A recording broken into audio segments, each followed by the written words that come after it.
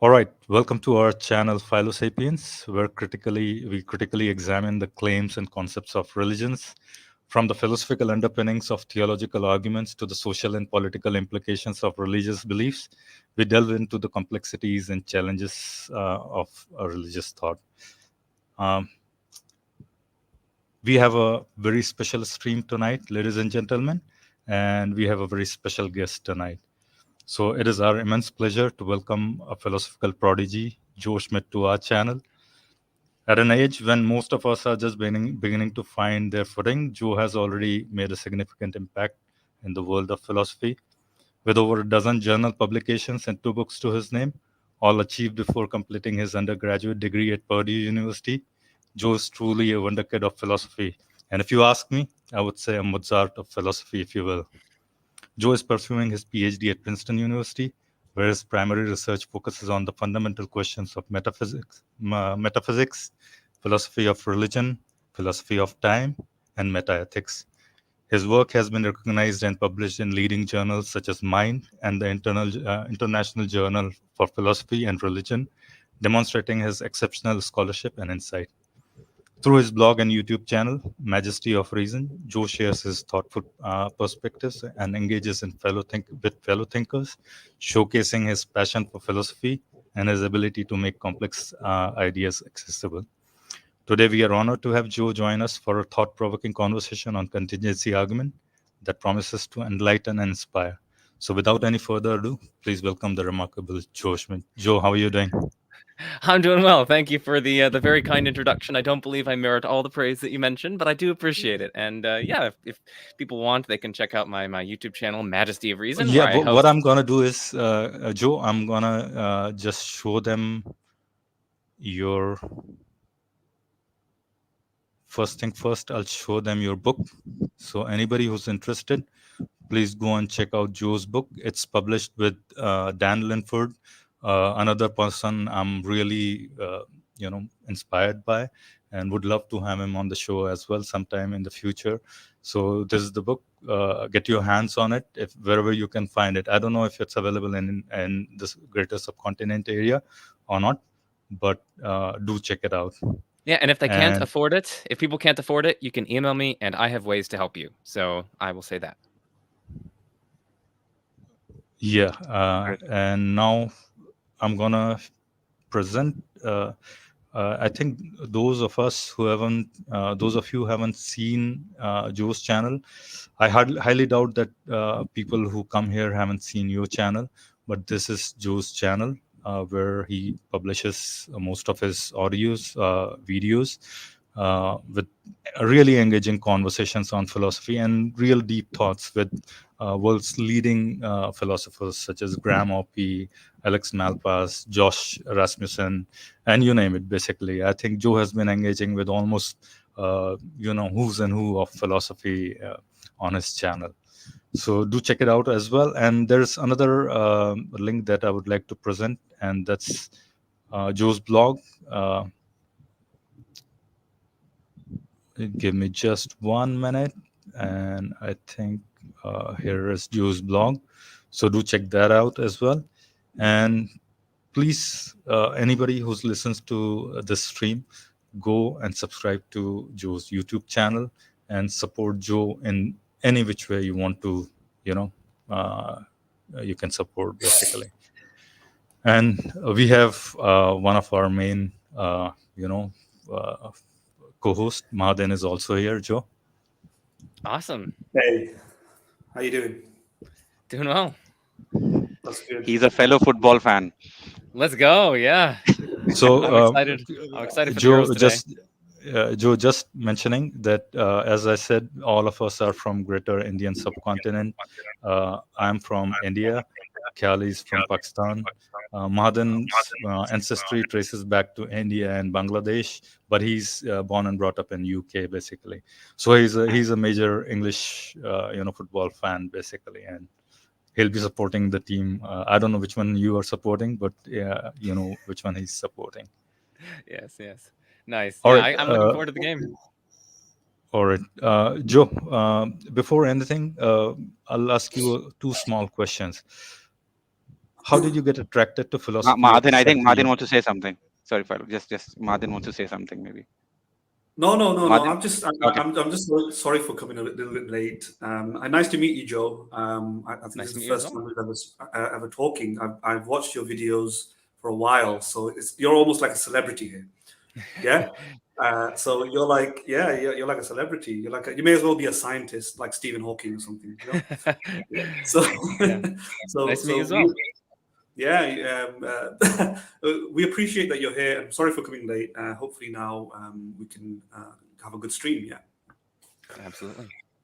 Yeah. All right, Joe. I wanted to ask you, how did you get attracted to philosophy at such a young age, and what inspired you to pursue it, basically? And then once, let's hear from you. What inspired? Yeah. So ever since I grew up, I've been asking these just sort of deep questions. I didn't know it was philosophy, but I've always just sort of questioned things, and I've had a sort of inquisitive mind, just wondering about what's reality like, and how do we know things, and why do we believe what we do. So I was, even from a very young age, asking these sorts of questions that I didn't know was under the guise of philosophy, but really I was ultimately interested in it. And these sorts of questions were kind of front and center in my education. So I grew up in a very devout Christian home, and I take it to be a privilege to be able to go to private Christian education from kindergarten through 12th grade. So I had theology classes basically every day from K through 12, and theology is very similar in certain ways to philosophy of religion, which is just the sort of philosophical investigation of various tenets of religion, like God's existence and whatnot. So we were talking about lots of these topics in philosophy of religion and philosophy of religion adjacent areas in my upbringing and in my classes and whatnot. And that sort of just inspired an interest in these topics. And then when I got my iPod Touch in like 4th grade or 5th grade, I downloaded Instagram, and instead of like posting a bunch of selfies and whatnot, I found my way towards a bunch of different like debate platforms, and I was just debating people on various topics that I was interested in. And somehow I managed to find actually like high quality discussion on Instagram. So it wasn't like poo flinging or anything like that. It wasn't tribalistic or anything like that. Somehow I managed to find really good communities that I was able to kind of, I guess, sharpen my critical and debate teeth, as it were, by engaging with people of opposing opinions. And this is in 4th and 5th grade and 6th grade, and I continued to do that. And then I guess in 7th grade, I started learning about the theory of evolution, and then I wondered how I could kind of mesh that with my background Christian beliefs in Adam and Eve and the Bible and whatnot. And then, as a result of reading a bunch of books about that topic and watching lots of lecture videos on that topic, I started really kind of questioning a lot of my pre-existent beliefs, the ones that I held about Adam and Eve and whatnot. And I started reflecting on the horrors of the evolutionary process, the hundreds of millions of years of animals ripping each other to shreds and preying on one another and parasitizing one another and just causing each other immense suffering and death and languishing. And then that kind of really started spiraling me into questioning my faith. And eventually I left my Christian faith and I became an atheist. And then, as a result of kind of pursuing things further, and reading more and more philosophy books from people like Alexander Proust, Josh Rasmussen, and others, I eventually came to agnosticism. And by this point, this is late in high school, I was just reading philosophy all the time. And I was like, you know what? This is all that I'm reading, and I'm very passionate about it. So I want to pursue it, and I want to see how far I can go and how far I can serve others with what I learn. So that's really that's the story. That's awesome, really awesome. And I'll tell you, I think for the nth time that we're all big fans of you. So that goes without saying, I think. Absolutely. All right, And yeah, Martin, absolutely. you want to Yeah, take I the just wanted to say, yeah, I just yes. wanted to say one thing, that I am a very big fan of your general non-aggressive approach towards this discussion. You don't pin yourself in any one, in any one stance where where there is a God or not. Exactly, you don't pin yourself on that position, and you are a true agnostic, I would say, in that regard. And I really myself, I'm being the same position. So I really would like that approach that you take. I appreciate it. Yeah, I love. I think this kind of non-tribalistic approach is probably the best way to. Madan, please feedback. Yeah, sorry. No, it's all good. It's all good. This happens. Trust me, I know, because I've had so many different guests and so many different things come up, Yeah. and I'm like, oh my goodness. So yeah, this happens. But yeah, that kind of non-tribalistic approach, and just kind of like respecting your dialectical partners and not trying to like put them down and use arguments as weapons, I think is a very fruitful way of going about these sorts of conversations. It's conducive to learning and it's conducive to growing in knowledge. So I think it's the best way to go about these sorts of things. Absolutely agree. This stream is quickly sounding like an award ceremony for Joe. If might give him an Oscar, So no, it's it really is nice to have you. I think you are our first famous guest in terms of the sphere of philosophy, internet philosophy. So that's very heartwarming to have. So you do definitely are definitely appreciated here.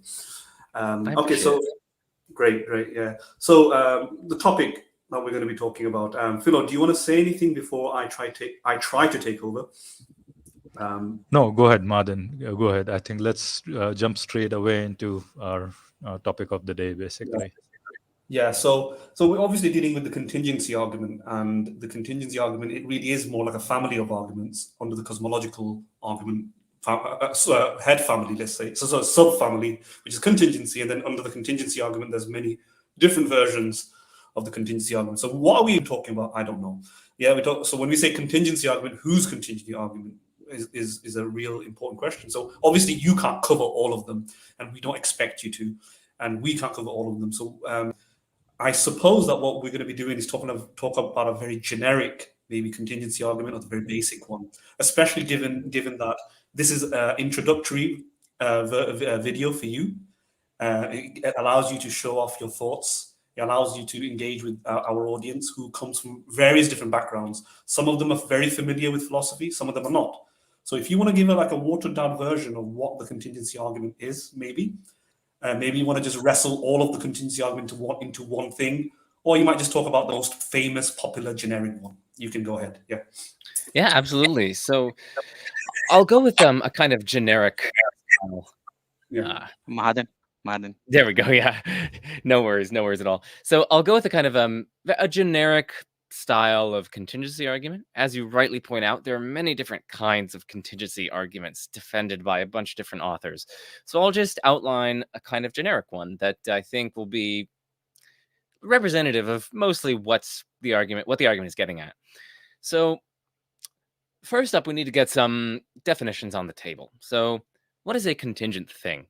That's the first question. Now, there are different senses of contingency at play. Sometimes when people say contingent, they mean like a dependent thing. So something that depends on another for its existence or for the way that it is. That's one sense of contingency. There's another sense of contingency, though, and this is the sense which is at play in debates about the contingency argument, at least in the kind of contemporary philosophical sphere. And this sense of contingency is just that a contingent thing is something that can fail to exist. So it's something that is possibly absent from reality.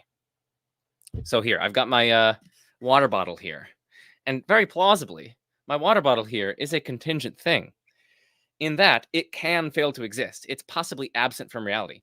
In other words, this thing didn't have to exist. There's some way that reality could be such that this thing never actually came into existence. Maybe the people who made it just decided, no, you know what? We're not going to make water bottles anymore. And so this one was never actually made. So most of the things around us we intuitively take to be contingent. I didn't have to exist. I could have failed to exist if my parents, for instance, had never met. My computer did not have to exist. The Earth plausibly didn't have to exist if, the solar system had formed in a slightly different way. Lots of things around us, it seems, did not have to exist. It's not the case that they must exist. In that sense, they are contingent. They are possibly absent from reality. Okay, so that's what a contingent thing is. I guess we should also probably get clear on what an explanation is. So whenever we're trying to explain something, we're trying to kind of remove mystery as to why it's the case, right? So if we try to explain why my water bottle exists, well, then we're trying to give some kind of account that removes mystery as to why my water bottle exists, and will probably, in this case, cite the influence of some previous causes, like machines and people who made those machines and various other materials that came together to form my water bottle. So that's offering an explanation for the existence of my water bottle. It's just offering some kind of story, some kind of account that removes mystery as to why the thing is the case or why the thing exists. Okay, so we've got contingency down. We got contingency down. We've got explanation down. And I guess the final thing that I want to say is, or the final thing that I want to define is necessity. So a necessary thing, unlike a contingent thing, is something that cannot fail to exist. It must exist. There's no possible way that reality could be such that the thing does not exist. So, some religious people think that God would be a necessary being, in that God cannot fail to exist. He must exist. Some people think that, like, numbers and other things like that, like mathematical objects, some people think that those are necessarily existent things, in that they cannot fail to exist. They must exist. Why might one think that? Well, because, like, hey, 1 + 1 = 2, and that doesn't seem to be a contingent truth. It doesn't seem like that could fail to be true. It seems like it must be true. 1 + 1 just has to equal 2. And if we think that these sorts of mathematical truths describe mathematical realities, well, then it seems like the mathematical realities that it describes, namely the numbers 1 and 2 and the plus function and whatnot, would have to necessarily exist. Okay, so that's what necessary existence is. Okay, so we got these 3 concepts at hand. Contingent things, necessary things, and explanation. And with those in hand, we can start mounting the kind of generic contingency argument. So the argument really has 2 different stages of reasoning. You can think of them as 2 different parts. Yes. So the first kind of part, or the first stage, is trying to argue for some kind of entity or entities that explain contingent things. And it's trying to argue that this entity or entities necessarily exist. So that's what the first stage is trying to argue. The second stage then tries to argue that there's only one such thing, there's only one such necessary thing, which is arrived at the conclusion of the first stage, and that thing has various divine attributes, like maybe it's personal, maybe it's omnipotent, maybe it's omniscient, maybe it's even perfect. And so then the first stage is getting us to some kind of what Josh Rasmussen calls a foundation of reality, something that explains the rest of reality, the rest of contingent reality, and which necessarily exists. And then the second stage is trying to identify that necessary foundational reality with God. Okay, so those are 2 different stages, and now I can just walk through the first stage, after which I will say briefly something about the second stage. Okay, so the first stage of the contingency argument basically runs as follows. And again, this is just a generic version. So we look around us and we see that there are lots of contingent things. This water bottle, this book, me, you, particles, platypuses, trees, the sun, etc. These seem to be contingent things. And we then add an explanatory principle, which says that contingent things, whether individually or collectively, have explanations. So, I mean, why might we think that contingent things have explanations, whether individually or collectively? Well, one thing that we might say on behalf of that explanatory principle is that it just seems intuitively plausible, right? If you come across in the forest, like a glowing orb or something like that, and your friend remarks, "There's no reason why this thing exists. It's just totally inexplicable. It just exists, and there's no explanation for why it exists or how it got here." You wouldn't really take your friend seriously. You'd be like, "What are you talking about? Clearly, there's some sort of explanation for this." Similarly, if there's a plane crash, no one thinks that it's just completely inexplicable why the plane crashed. Instead, we think, no, there has to be some sort of explanation for why the plane crashed. Maybe a bird, maybe it ran into a giant bird or something, or maybe it wasn't filled up with fuel or something like that. But there has to be some sort of reason or explanation for why the plane crashed. And so just intuitively, whenever we come across contingent things, it seems like they demand some kind of explanation for why they exist. So, and moreover, you can just reflect on contingency, right? If something is contingent, then it could have failed to exist. It's not like it needs to be in reality. So then, if it can fail to exist, well, then why does it exist? Why does it exist as opposed to not existing? If it really could have failed to exist, but instead it exists, why does it exist? There's a kind of puzzlement, there's a kind of mystery, and that seems to call for a kind of explanation. So one reason we might accept that explanatory principle is because it seems intuitive. There are other reasons. Briefly, I'll mention one more, and it's just that this principle seems to be supported by our universal experience, right? Whenever we look around and we look at contingent things, we find that uniformly they seem to have an explanation. Like when we look around us, everything around us has an explanation for why it exists. When we come across a crime scene, we don't even for a minute suppose that there's no explanation for it. Instead, we take there to be an explanation. And so this is just our universal experience attests to whenever we find a contingent thing, there seem to be factors which explain why it exists. And so that gives us some reason to think that all contingent things, whether collectively or individually, are such that their existence has an explanation, giving us that explanatory principle. Okay, so I just mentioned two motivations for that explanatory principle. One is that it might just strike one as really intuitively plausible, and another one is just that it's supported by our kind of universal experience of contingent things. Okay, so we've got these two premises so far in stage one, which is just that there are contingent things. And the second premise is that contingent things, whether individually or collectively, have an explanation. And that's our explanatory principle. And from these, we can infer that the collection of all the contingent things that there are has an explanation. Now then, what could be the explanation of the collection of all contingent things? Here's the crucial thing. It seems like it couldn't be a contingent thing. After all, any contingent thing that we might cite is part of the very thing we're seeking an explanation for, namely the collection of all the contingent things that there are.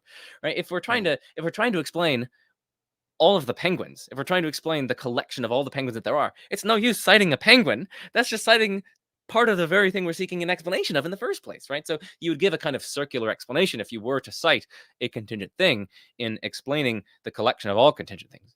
And so then the thought goes, we have to have an explanation in terms of something that is not contingent. And if it's not contingent, well then, what it is to be contingent, right, is to be such that you can fail to exist. And so if there's an explanation of all the contingent things, and the explanation is in terms of something that is not contingent, well then it's in terms of something that cannot fail to exist. In other words, it's in terms of something that necessarily exists. One or more things. We don't want to presuppose as of yet that it must be only one thing. So then, that's kind of the end of stage one, right? We've just concluded that there is at least one necessary thing that explains the contingent things.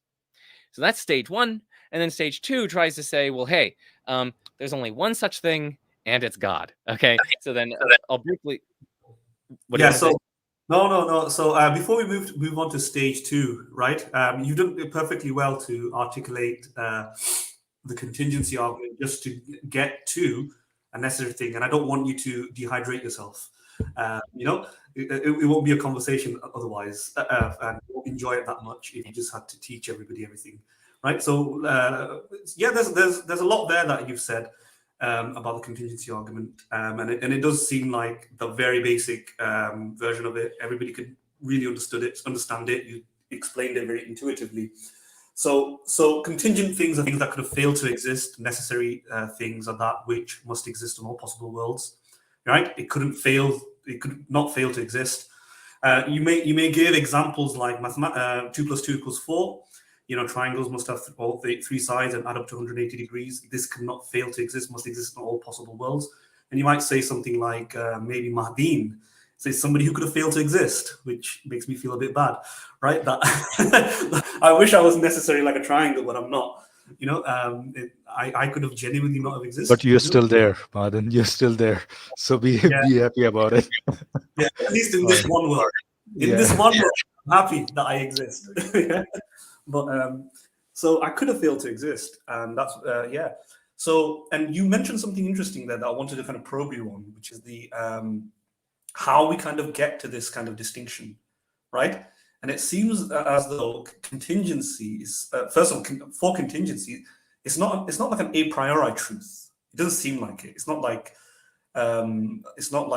all bachelors must be unmarried or 2 + 2 = 4. It's not itself doesn't. Some people would say that. I don't know if you think that. I know you mentioned the word intuition, which kind of closely might approximate something like an analytical truth, or you may not. You may be using the word intuition differently. So I want to clarify what you mean by that. And the second thing is, which is something that I lean towards, when you said that it seems to be something that you kind of get through from your experience. So it seems to be something synthetic, right? It seems to be empirical. that we learn through experience that there is things that are contingent and things need an explanation, and that kind of means that the principle of sufficient reason, which is what really drives this, is something that we kind of uncover through observation? Or do you think it's actually more intuitive, maybe like an analytical truth? So if you want to expand a bit more on that. Yeah, that's good. So for the audience, we should probably define a few of these things, right? So an analytic truth, as I understand it, and as at least most philosophers use it, is a statement that is true in virtue of just its constituent concepts, right? So it's a sort of like a conceptual truth. So all bachelors are unmarried is a paradigm example of an analytic truth, because it's just true in virtue of the concepts involved. Like the concept of being a bachelor just involves being an unmarried man or something like that. So then if you're saying that all bachelors are unmarried men, that is a conceptual truth. It is true in virtue of like the concepts that are involved in the statement. And this is contrasted with a synthetic truth, which is a statement which is true not just in virtue of its constituent concepts. So it's also true, partly at least, in virtue of the way that the world is, kind of extra conceptually, outside of our concepts. So, and what's an example of a synthetic truth? Well, like that I'm 6 feet tall. That is not, it's not part of the concept of Joe that I'm like six feet tall or something. So that is true, but it's not true in virtue of the concept of me. It is true at least partly in virtue of the extra conceptual world, like namely my height. Okay, so that's what a synthetic truth is. And then, we can ask then of some of these premises in the argument, whether or not they're analytic or synthetic. And we can also ask what justifies them. I think both of those sorts of questions were kind of implicit within your question there. So the claim that there are contingent things seems to me to be synthetic. That does not seem to be analytic. I mean, I don't even see how it could be analytic, because if something is an analytic truth, right, it's true in virtue of the constituent concepts, and so it's conceptually necessary. There's no way that a conceptual truth like that could be false. So all bachelors are unmarried. That's a necessary truth. All triangles have 3 sides. That's a necessary truth. It's just part of what we mean by triangle. So analytic truths are one and all necessary truths. But it's not a necessary truth that there are contingent things. After all, they're contingent, right? They could fail to exist. So it's definitely not, I definitely don't think it's an analytic truth. And so I think it would have to be a synthetic truth that there are contingent things. Just to clarify, what I mean is, do you think it's a necessary truth, almost like a dichotomy, that either things are contingent or things are necessary? Do you think that's the necessary truth? Not that the specific contingent thing necessary, because that makes no sense. That's a contradiction, right? But the point is, do you think the concept of either things are contingent and therefore, and then we get all of the principle of sufficient reasoning, which is that either something could have failed to exist and therefore must have an explanation outside of it, etc., or it must have an explanation within itself and therefore it's necessary. Using that dichotomy, which is like a conceptual framework, is a necessary truth. Yeah, that's what I'm asking. Yeah. So I want to disentangle the modal notions from the explanatory notions here. So by modal notion, I just mean whether or not something can fail to exist, and the explanatory notions are like what explains it. Is it something outside of itself? Is it something within itself? We should be careful to disentangle those. And for your question, if we are talking about the modal notion of contingency, then it is going to be a necessary truth that for any given thing you pick, it's either contingent or necessary. And why is that? Well, because again, remember, to be contingent is to be such that you can fail to exist, and to be necessary is to be such that you cannot fail to exist, right? And for any given thing you pick, it either can fail to exist or it can't fail to exist. It's like either it is the case that it can fail to exist, or it's not the case that it can fail to exist. So it is going to be a necessary truth that any given thing that we pick in any world is either a contingent thing or a necessary thing. So that is certainly a necessary truth. Now, as for the principle of sufficient reason itself, whether or not this is a necessary truth is a great question. Most defenders of the contingency argument do take it to be a necessary truth. But I want to note that at least in terms of the contingency argument that I gave, one does not need to hold that the principle of sufficient reason is a necessary truth in order to run the argument. Maybe it's just true in the actual world that every contingent thing that contingent things, whether individually or collectively, have an explanation. And so long as it's true in the actual world, then you can run the argument which uses just the actual truth of the principle of sufficient reason. So it's an interesting question whether or not the principle of sufficient reason is itself necessary. But at least for the purposes of this argument, one does not need to take it to be necessary, but one could take it to be necessary. Yeah, no, that's right. I believe that to be true too. I was just thinking if for the purpose of the argument, of course, it doesn't have to be. But if you're the type of person who denies the principle of sufficient reason and somebody's defending it on the basis that you can't just deny it, it's a necessary truth. In that situation, I think it will become relevant, right? Because you may say something like the principle of sufficient reason is synthetic in the sense that it commits the same, let's say, fallacy for now as the cosmological argument, in that it assumes causation or causality beyond the universe. And you may say, well, causes are things that happen within the universe, but not outside of the universe or beyond time equals zero, beyond the Big Bang. Causation, you may think causation is a temporal concept or something like that.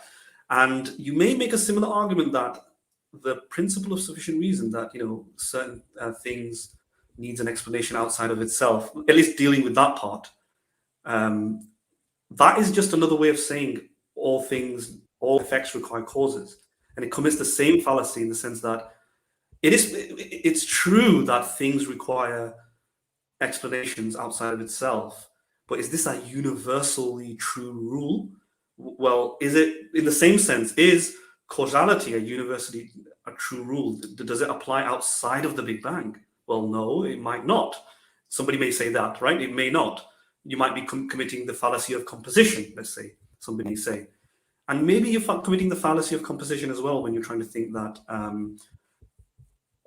everything that is contingent, that you think is contingent, requires an explanation outside of itself, right? In other words, maybe we can disambiguate between the two things. That I can imagine, let's say, something outside of the Big Bang, whatever that means. I don't know what that means actually, but I can imagine a cause preceding the Big Bang not existing, right? And therefore it's contingent in that sense. It may not exist. But does that mean this thing requires an explanation outside of itself? Well, if it's not a necessary truth, and it's something that we've been following through observations within the universe, then just the same error that the cosmological argument committed in assuming that causation should apply beyond the universe. Explanations may not apply beyond at least that sort of explanation, maybe like a causal explanation. So the fact that there was something before the Big Bang or something like that, it may not be the case that it continues, that generality continues. And we may not, or maybe if I can express it better, you don't need to, just like you don't need to assume that the Big Bang has a cause, in the same sense, you don't need to assume the Big Bang has an explanation. You see what I'm saying there? Yeah, no, and I think this is one of the key areas for where people are sort of probing this argument and going back and forth on it. And it's whether or not the motivations for accepting the fully general, unrestricted truth of the principle of sufficient reason are kind of adequate. They adequately justify accepting the kind of fully general version, which says that every contingent thing and every collection of contingent things has an explanation. And I think that's really what you're kind of pressing on. I think you're pressing, why should we accept this principle as a kind of fully general, unrestricted, universally true principle? Why not instead merely accept some sort of more restricted version of the principle? Like maybe every individual contingent thing has an explanation, or maybe every contingent thing within the universe has an explanation, or something like that. And I mean, this is one thing that the defenders of the argument need to be very careful of. They need to be very careful not to make like hasty generalizations. So that's one thing to say. One thing to say is just that this is a place to push the argument, and it's whether or not we should accept the fully unrestricted, generalized, universal principle of sufficient reason. Now, what might the defender of the argument say on behalf of accepting it? One thing that I could say is like, well, I mean, like the mere fact that something happens wherever we look, whether big or small, whether visible or invisible, whether it's heavy or light, like the mere fact that a principle holds in all these cases does give us some inductive reason to think that it holds in all cases simpliciter.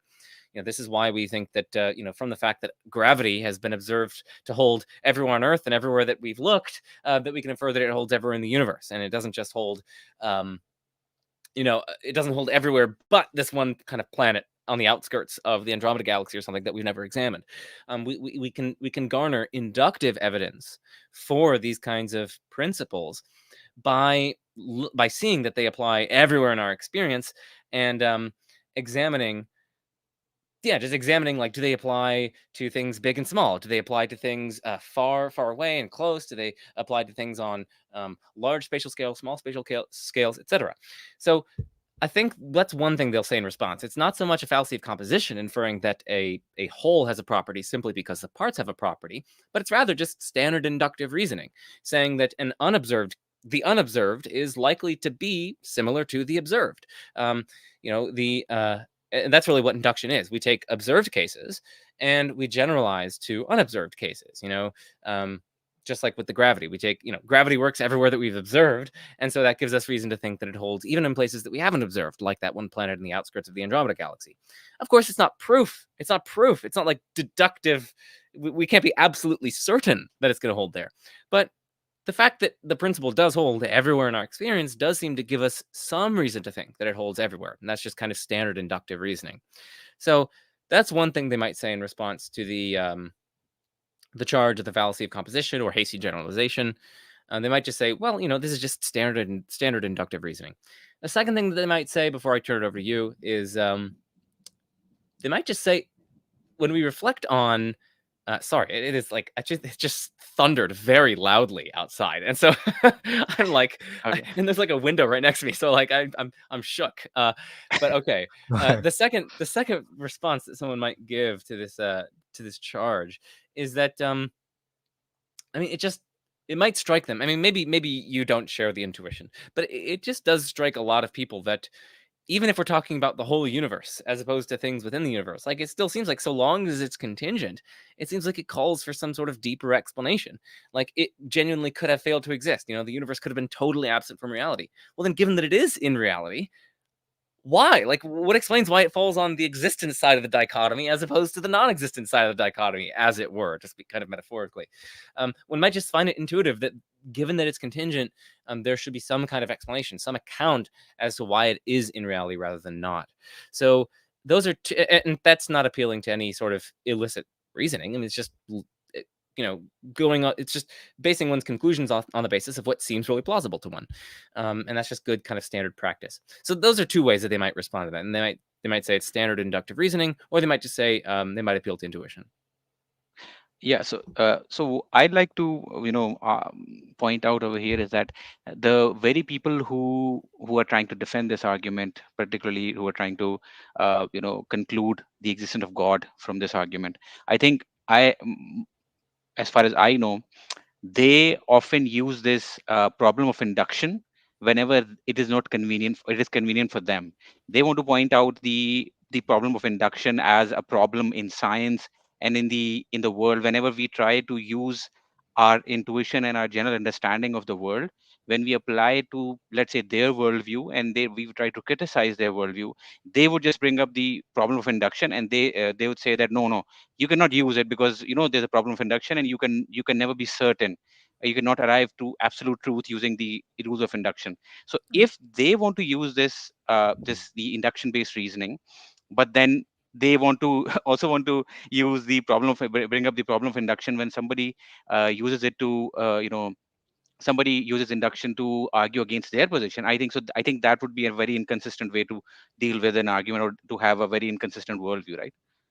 Yeah, I think just to emphasize what Callie has said, whenever you, Joe, whenever somebody talks to you and you point out flaws and say the Quran, that there is some science and that doesn't really, that conflicts with the current science, and those same very guys would come to you and say that, oh, no, science is weak because it works on inductive principles and it could be wrong, but our scriptures are right because they are from an authority and they are like the you understand that, basically. So that's the conflict they create when you're taking these two approaches, different approaches, in a sense. Right. I think that's a very valuable point. It's very important to point out these sorts of double standards or inconsistencies whenever they crop up. And if someone is, like if you're encountering lots of religious people who are using this sort of standard when it comes to science and conflict with their religious scriptures, then they need to be very cautious in running this sort of argument because it's relying on the exact same sort of inductive principles. So I think that's a good point. Yeah, and also one more point that I'd like to add over here is, so when we say that something is contingent, so when you say that because something is contingent, therefore it must have an explanation. I think shouldn't we say that something seems to have an explanation, or because so sorry, let me rephrase it. How would you know whether something is contingent or not? So how do you actually, what are the key markers of something that makes it contingent, right? How would you know it first? That's a great question. I'm laughing because there's a lot of philosophical literature on this, and it's a hard question. How do we know whether or not something is contingent? So, I mean, the first thing so we come across a random thing, and we're questioning: is this thing contingent or is it necessary? Simple answer to Khalil's question could be God could fail to exist as well. Right. Yeah. So that's one possibility as well. Yeah. Right. Exactly. Like, no, that they need to be careful when they're giving these criteria for determining whether or not something is contingent, that it doesn't spill over to God. Right. So that's a very, that's a very good point. And so then the question is, how do we know whether or not something is contingent? Well, first we need to know what contingency is, right? So it's possible for the thing to fail to exist. Okay, so with that in mind, how do we determine whether or not it's possible for something to fail to exist? Okay, so there are a few ways one might go about trying to decide whether or not something is contingent in that way. One is just an appeal to just intuitive plausibility. So for some things, it just seems really plausible that they could fail to exist. Like, this is my little AirPod packet or whatever, charging packet or whatever. It just seems really plausible that this thing could fail to exist. Like, I don't know, it just seems like it didn't have to be made in the first place. And it seems like, I could actually destroy it, and so then it would fail to exist. So that's one way. Like, if something really could be like destroyed, or if it seems really plausible that it could have not been brought into existence in the first place, that's one way you might try to motivate its being contingent. A second way you might try to motivate something's being contingent is if you can like conceive or imagine its non-existence. So philosophers tend to think that conceivability or imaginability is at least some evidence of possibility. So if we can conceive of something not existing or imagine something not existing kind of consistently, then so the thought goes, that gives us some evidence to think that it really is contingent. In other words, that it really is possible for it not to exist. Now, this one is very this is the double-edged sword that you guys were mentioning earlier, because it also seems like at least imaginable that God doesn't exist, right? So exactly. That seems totally conceivable. In a world where nothing exists, in a possible world where nothing exists, God wouldn't exist as well. Exactly. Or like just a possible world where it's just like an endless ocean of pink shrimp. Like, that's all that it is in the world. Or there are some other things that we might be able to imagine a world which is just full of horrific suffering and no goods accruing therefrom. It seems like God wouldn't be able to exist in that kind of world because God's perfect, and it seems like a perfect being just wouldn't actualize such a horrific world. So you need to be people need to be very careful with the imaginability, conceivability criterion in this context. So, I mean, those are honestly. Oh, and I guess another thing is, like, if we already know that a lot of things are contingent by virtue of the first criterion that I mentioned, like it either intuitively seems really plausible that they could fail to exist, or like we can genuinely destroy them, then we might try to see if new things that we come across seem like relevantly similar to the other things that we know are contingent.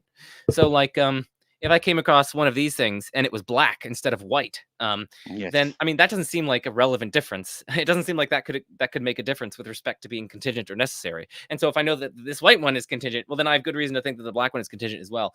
So similarly, like whenever we come across a new thing, we can see whether or not it's like relevantly similar to other things that we know are contingent. So I guess those are three sort of ways. One is the kind of intuition and to see whether or not we can destroy it. The second one is conceivability / imaginability, which is a double-edged sword. And then the third one is like relevant differences. Right. Yeah. And since we mostly deal with Muslims and the Islamic worldview, the contingency argument is very popular, among I think it got popular in the last decade or more, maybe.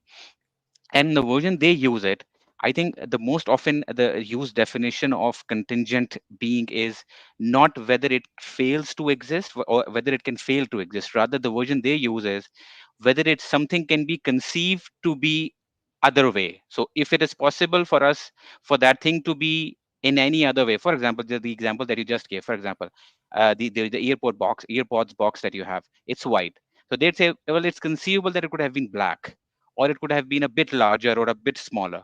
So what they'd say is that anything which has some sort of specification, and which could have been for which it is conceivable to have been any other way, that is contingent. And that is a very popular way of defining contingent beings in the Muslim sphere, in the Muslim apologists.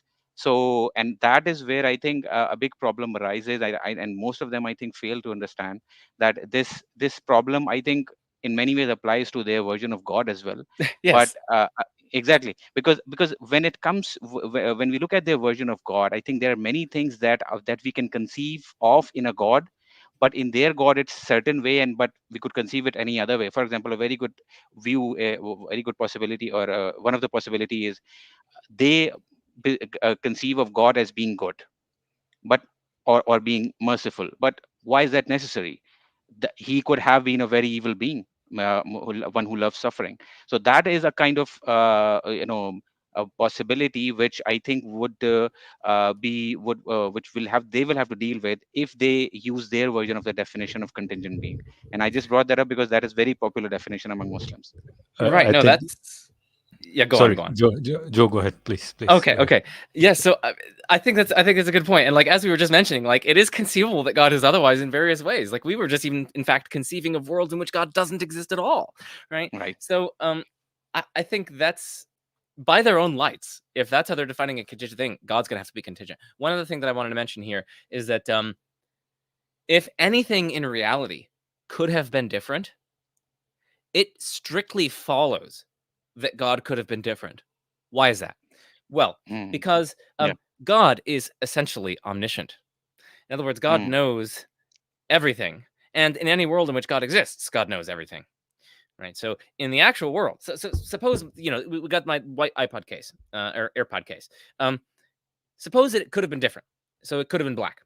Well, in the actual world, because God's omniscient, he knows that it is white. And so in particular, he believes that it's white, right? If you know something, minimally at least, you believe it to be the case. You take it to be the case. So God believes that this thing is white. But if this thing could have been different, if it could have been black, well, then in that other world in which this is black, God doesn't still believe that it's white, right? Because then he'd have a false belief. Right. He's omniscient. So he'd have to believe that it's black. And so then, if anything could be different, it strictly follows that God could have been different. God could have had a different belief. He could have believed that it was black instead of that it was white. And so then, if your criterion of being contingent is like that it could have been different, well then say hello to a contingent God because you believe in a contingent God. Exactly. And I'll give you a very interesting piece of information about the Islamic beliefs. A very large part of Muslims believe that the Quran, which is the holy scripture, is uncreated. It is uncreated because the reason they believe that is because they think that is in God's knowledge, and God's knowledge is uncreated. And now what you just explained actually is exactly applies to that situation, because if part of God, of course, they don't believe that God has parts, but we have to use that word. The part of God is His knowledge, and if you can conceive of that book being in any other way, even in a slightly different way, it could have been articulated. That very fact would change the existence of God. It would make it contingent because His knowledge changes, he would have a different version of knowledge, and that changes God himself. And so that means that we can conceive of a different God than the one that they believe in right now. So yeah, I mean, that you've brought a very good point. Yes, it applies to the Islamic worldview as well. Yeah, yeah. So regarding some of those things, I mean, a lot of people who try to defend against these sort of arguments, what they would say is that when you start thinking about it's kind of like a very ontological type of argument. When you try to think about the concept of a God, it follows from his, let's say, perfection that he must be morally good. Let's say, like you can't have the concept of a God. It's like another necessary truth, if you want to call it. God is synonymous with goodness in terms of, at least, sorry, God is not synonymous with goodness, but God must have the property of goodness, right? He has to be a good God. To say God has the property of evil is like saying a triangle is a square, right? So they kind of think like that. That's how they kind of argue against these sort of arguments. So when you say something like, I could have conceived God to have been different, they would possibly say something like, no, you can't conceive God to be different because God is good and you can't think of that property to disappear. But I think that's generally weak anyway. I mean, fine, it Yeah. might not be, but it might not be no longer God as you want to think about it. But then the fact that I can think of these different properties in place of these properties means that I can conceivably think away these things, and therefore, Yeah. therefore I can think otherwise. It can be otherwise, right? Yeah. You might stop calling him that existence God, but that Yeah. wouldn't make it impossible, right? That existence is a possible existence. And Yeah. if you want to conceive it that way, then yeah. But and the And question would apply, why is that being in that certain, I think you also articulated that way, Mahadin, once, that why does he have a specific moral character?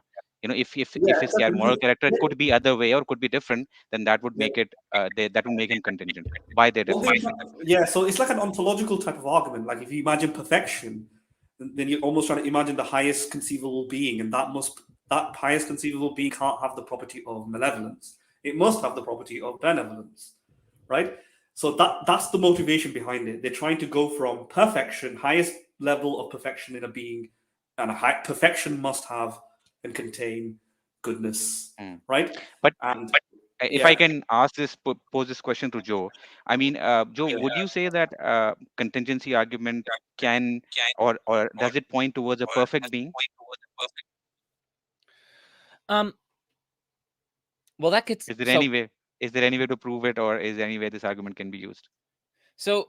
Before I answer that, let me just quickly comment on the previous discussion that you guys are having, which I think is really interesting. Even granting them their point about, well, we can't even conceive of God having a different moral character. That does not address my version of the objection, which is that we can conceive of God having different beliefs, and that doesn't compromise God's moral Yes. character. In fact, I use God's perfection to motivate my argument. I use God's perfection and his omniscience in order to motivate my argument. So long as you think that anything in reality could have been different, again, return to this little box. So long as you think that this could have been different, this could have been black, it simply follows that God could have had a different belief. Namely, he could have believed that it was black instead of, in fact, believing that it's white. And so then God could have been different. And that does not rely on God having a different moral character or anything like that. In fact, I'm motivating this on the basis of God's perfection. It's precisely because he's omniscient that he would have to have a different belief in that world as opposed to this world. He would have to have different knowledge in that world as opposed to this world. In that world, he knows that it's black. In this world, he knows that it's white. So my version of the argument, at least, and my version of the objection, rather, is not targeted. So whether setting aside whether or not their objection succeeds, my version of the argument is not targeted by their objection, and I think my version of the argument just straightforwardly, clearly succeeds. So, yeah. I think so. Yes, I think they don't deal with that. Mahadin's point does not deal with that. Yes. Yeah. My point doesn't deal with. I don't know. Maybe if I had to think about something on the spot, maybe it'll probably be a poor argument. Maybe they'll say something like God knows all possible worlds or something like that, and Yeah, you can't. that's what I was thinking as well. Maybe God knows all the possible infinite many beliefs for infinite Yeah, so many you can't have his knowledge be different. universes, probably. Yeah, Yeah, or worlds. you can't be an alternative version of that because that is the only one that's possible. Right. So God But would then nothing is definitely. contingent. Yeah. So I mean, like, the thing is, we can grant that God knows all possibilities, but the question is, what does God know, which is actually the case, right? And in the actual world, this is white. It is not black, right? So in the actual world, in terms of what God knows is actually the case, God knows that this is white, and he does not know that it is black, because it's not black in the actual world, right? So in terms of what's actually the case, God knows that this is actually white, and he does not know that it is actually black. If he didn't know that this is actually black, then he would just be wrong. This is not actually black. You can see it. Okay, so then in another world, we can ask what's actually the case in that world. And this is the world where this thing is actually black instead of actually white.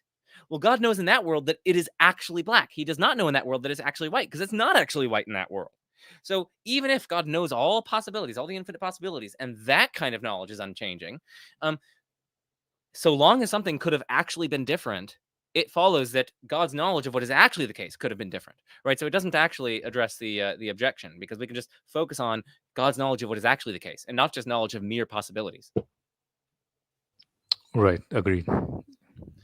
Yeah, that sounds reasonable. But yeah, no, I mean, I can go to the earlier question, which is, can we get to a perfect being from the contingency argument? And my answer is I don't think so. So this is where stage 2 comes in, right? So so far we've been examining stage 1, and we've seen ways that one might push back on it. We've seen ways that one might try to respond and counter-respond. And then we looked at this kind of alternative understanding of contingency and how that poses problems for God's existence. Let's turn then to stage 2. So stage 2 again tries to infer that the necessary foundation of reality that we arrived at in stage 1, or that we allegedly arrived at in stage 1, has to have various divine features, and it has to be God in particular.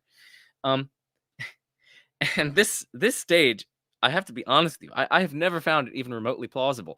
They'll try to argue that like if it's not perfect, then it'll have to be contingent.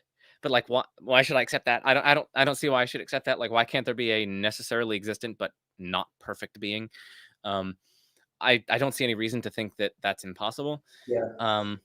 They'll try to make a bunch of different moves that I don't find plausible.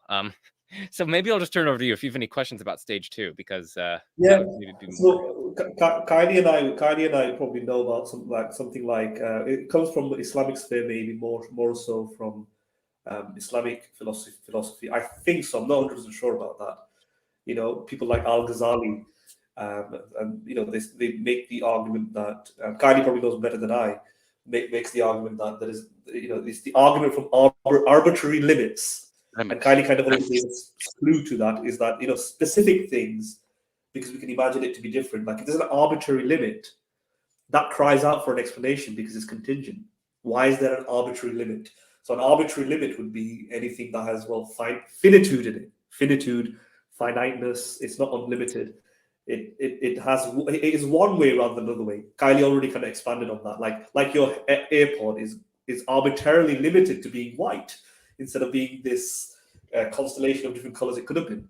So it's kind of arbitrary, why is it white rather than any other color that it could have been? And therefore, it kind of drives the idea that this could have been different, but it's not different. So why is it this way? It must have a cause explanation out of itself. Right. But this. I'm just saying, like, this is where we get back into our earlier discussion, right? Because as we saw, God could have been different as well, right? So this would also imply that God has to have some kind of cause, because God could have had different beliefs about what is actually the case.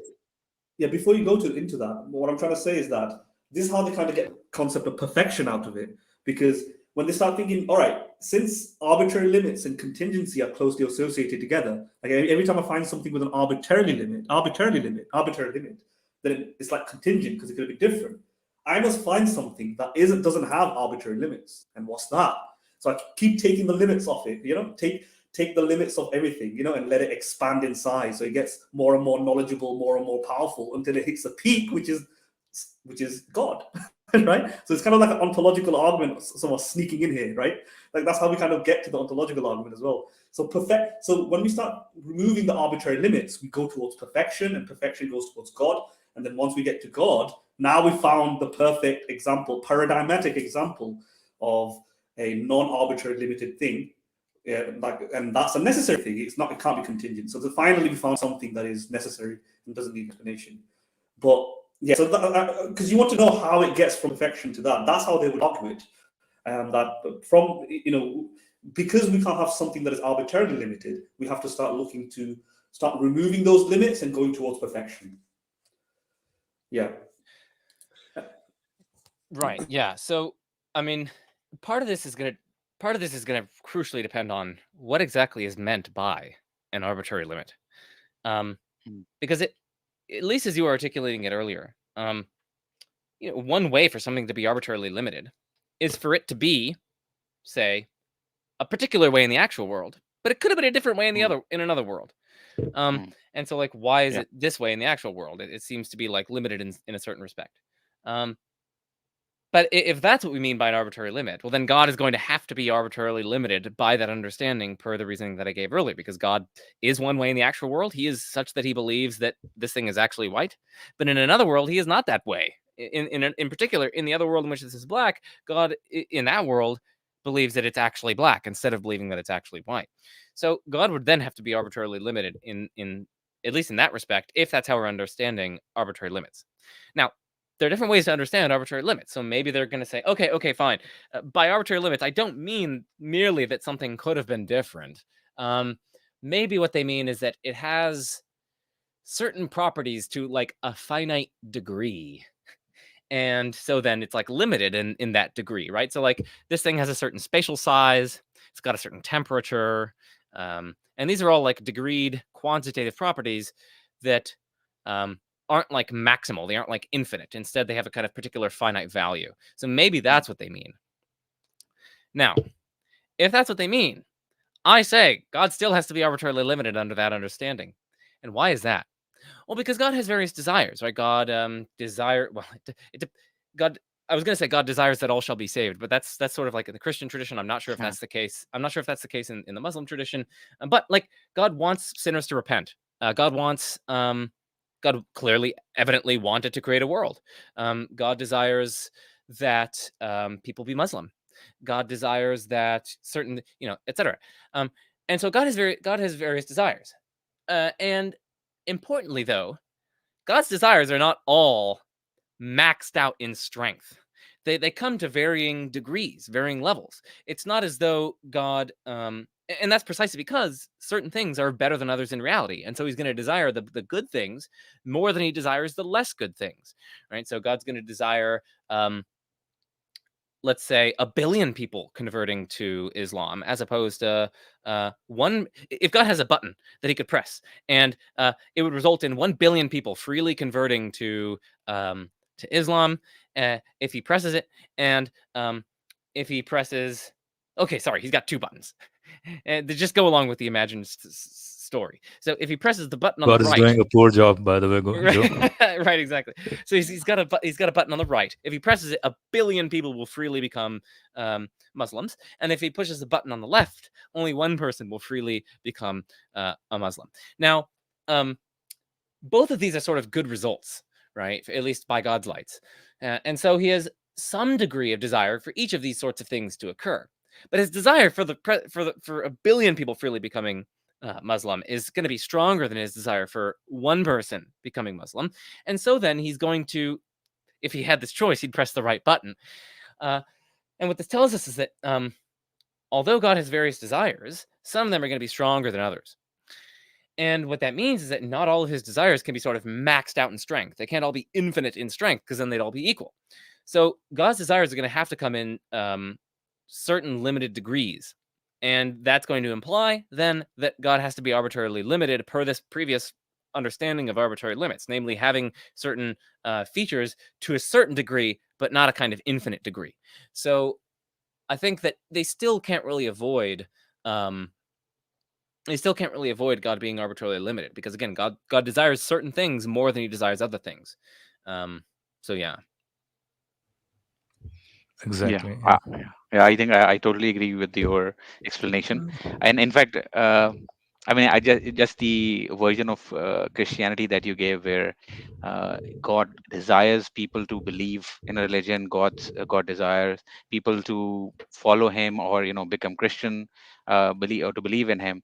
So there is, I would say, there are parallels to that in Islam. I think very close. Some Muslims might disagree with that, but I think the by and large, your example that you, or the scenario that you just gave, I think applies to the Islamic version of God as well. I totally agree with that.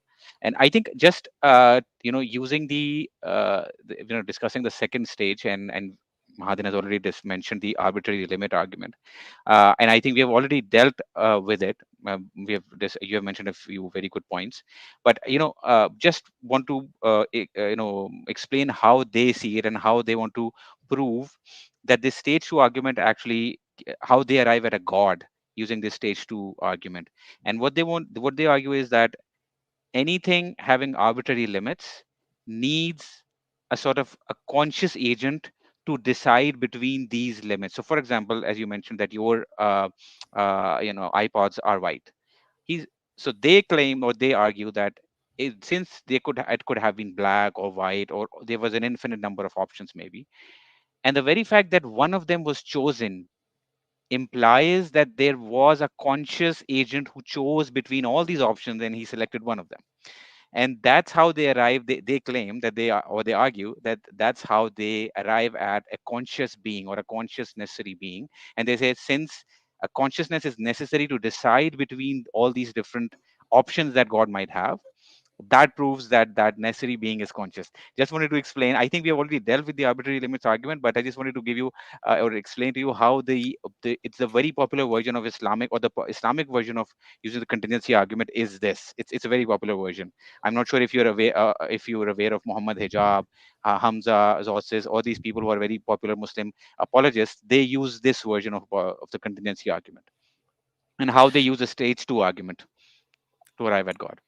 Yeah, and so I have come across this sort of reasoning, and you know what I have never come across is anyone who's put forward this reasoning giving us any justification for their claim that a conscious agent specifically is needed in order to be able to explain how in one world the thing is white and in another world it's black, or something like that. I've never seen anyone give any justification for that other than just flatly asserting it to be the case. But asserting it to be the case is not giving us any reason to accept it. So, I take it that their basic argument is that, if we arrive at a necessary foundation and it explains contingency, well, precisely because the things are contingent, they could have been different. So this necessary thing could have actualized the contingent things to be a certain way, but it also could have actualized the contingent things to be a different way. And they have this claim, and it is only that. It is only a claim that if the necessary thing can actualize this set of contingent things, but it can also actualize a different set of contingent things, then it must be a conscious agent able to choose among them. Why? Why should I accept that? Why? Prove it. I've never seen anyone give any justification for that claim. And they usually just flatly assert it. Maybe they take it to be obvious. Not obvious to me. I can easily conceive of an impersonal necessary thing, which just sort of indeterministically burps out one contingent reality, and in another world, indeterministically, spews forth a different kind of contingent reality. Exactly. And in fact, in quantum mechanics, we have perfectly coherent models of how impersonal physical realities can indeterministically give rise to one effect or a different effect, despite being intrinsically the same across the different worlds in which it gives rise to different effects. This is part and parcel of the Copenhagen. This is part and parcel of the Copenhagen interpretation of quantum mechanics, where we actually have perfectly coherent models of how physical impersonal things can give rise to different effects like this. So I take that to just be a straightforward counterexample to their claim that if a cause is able to give rise to distinct effects while remaining the same, then it must be like a conscious agent able to choose among them. No, it doesn't. It doesn't need to be that. So not only do they not provide justification for it, but also I think there are counterexamples. Yeah. No, I agree. I think Joe, just one thing. Yeah. All right. The answer to that question that they give is that the cause is not known for these random particles coming in and out of quantum fields. Basically, it doesn't mean that there is no reason. Basically, there's no that cause. It is truly indeterminate or truly stochastic or indeterministic. So that's their counter argument claim, or their counter argument. Wait, what's the counter? What are you saying? What's their counter argument? So their counter argument is, sorry, Philo, go ahead.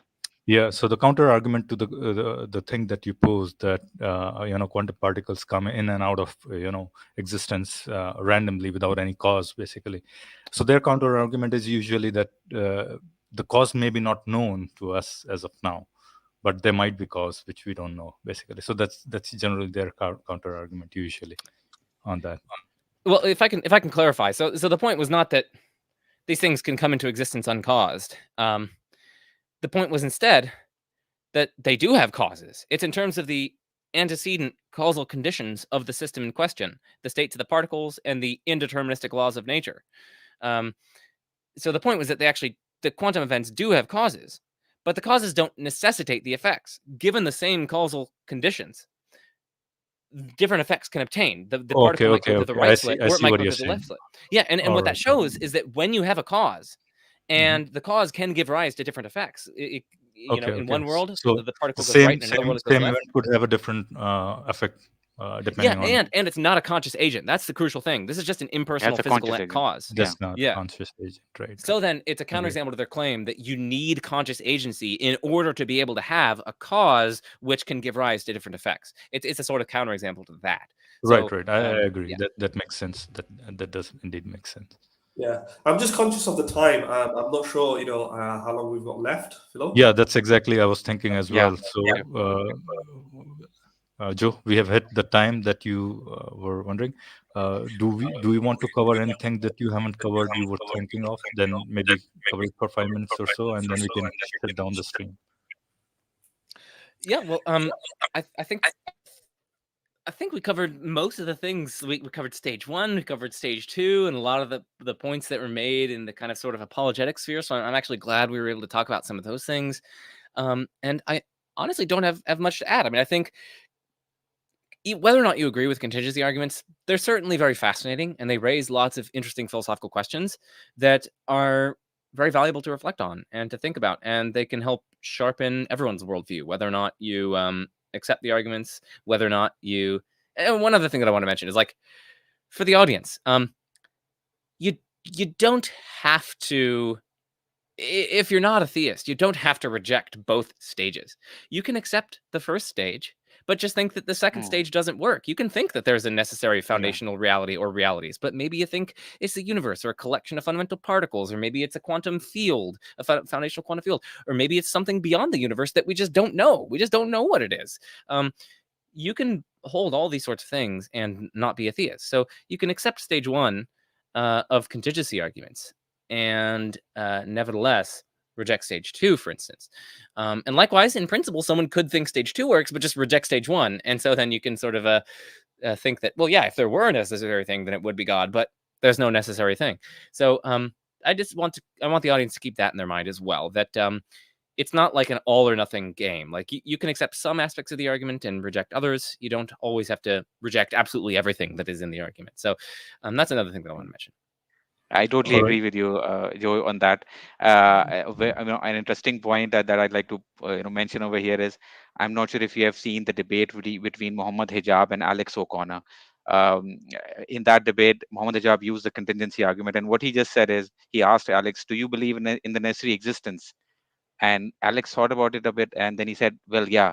And Muhammad Hijab, the Muslim apologist, responded, "Oh, then you believe in then God. then he's God. Then a debate is over." Then you believe in God. Yeah, he's No. basically, right. So so I think these are some kind of trickeries that yeah. these guys use, Yeah. basically, and it's shameful. By the way, Joe, before you leave, a very small question for you, and then we'll close the stream. Which one do you think, in your opinion, is the strongest argument for theism? Yeah, I was about to ask the same question. Yeah, but what's your favorite one? Or do you think all fail at some stage or the other? No, I mean, I think some like Bayesian arguments, and I'm not going to explain what that is because we don't have time, but like some Bayesian arguments give evidence for theism. I do think that is the case. I also think some Bayesian arguments give evidence against theism. And so I'd probably pick some sort of Bayesian argument for theism. Certain versions of the fine-tuning argument are really interesting. I worry about multiverse responses. I worry about alternative psychophysical laws. But like, I think, Why do you worry fine-tuning about arguments. fine-tuning arguments. But Well, let's not get into that. That'll take Okay. Yeah, forever. I think So, we'll Okay, take sure, that up sure. some yeah, other time just when Joe yeah, is for the willing to come back audience. again.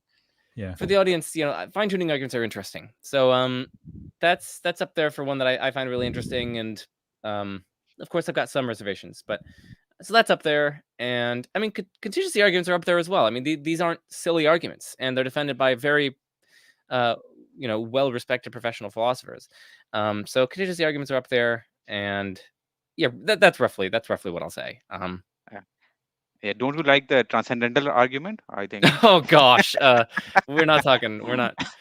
All right, all right. talking. Let's shut down the stream.